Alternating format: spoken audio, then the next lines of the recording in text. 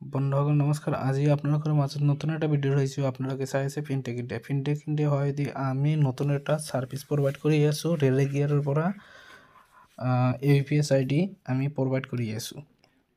এইখন AVPS ID আপোনালোকে যদি ল'বলৈ ভাবি আছে কি ডকুমেন্টছ লাগে, ইয়াত ইউজাৰত আমি ক্লিক কৰিলোঁ। ক্লিক কৰাৰ পিছত first name, middle name, last name, আপনার দোকানের নামটা দিব। তারপিছত আপনার mobile number, PAN card, email ID, আধার নাম্বার, শপ এড্রেস, পারমানেন্ট আপনার এড্রেস, পিনকোডটো আপোনালোকে দি দিব।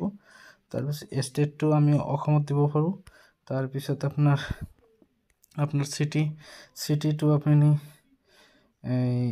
দি দিব। গোৱালপাৰা, মোৰ সিটিটো হ'ল গোৱালপাৰা। বেংক একাউণ্টটো দি দিব।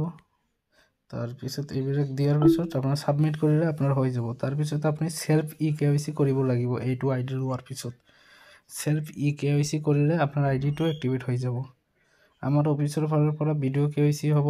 ভিডিঅ' KYC কৰাৰ পিছত আপোনাৰ AVPS আইডিটো এক্টিভেট হ'ব। যদি আপোনালোকে এইখন আইডি যদি লাগে, তলত নাম্বাৰ থাকিব, সেইটো নাম্বাৰত কল কৰি আমাৰ পৰা জানি হোৱাটছএপ কৰি আপুনি ল'ব পাৰে। আজিৰ ভিডিঅ' ইমানেই। থ্যাংক ইউ সো মাচ।